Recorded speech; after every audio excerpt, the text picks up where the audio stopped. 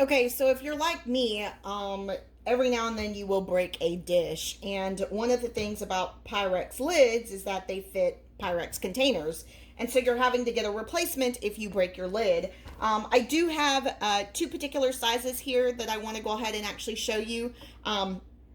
This one here is going to be for the 1.5 quart.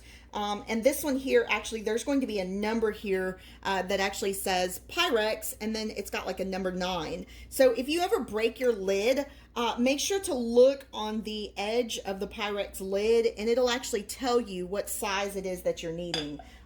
This one here is going to be for the 2.5 quart, and it's going to have number 10 Pyrex as well, and it's going to be etched here around the bottom. So Pyrex is very known for having kind of this design up on the top. And of course, you know, they are sturdy lids, and something that you need when you're trying to use their casserole dishes. You want to go ahead and cover it and put it in the oven. You're going to need a replacement lid. So I just wanted to go ahead and show that to you, just a little bit of a tip to be able to go ahead and get a replacement if you're needing it.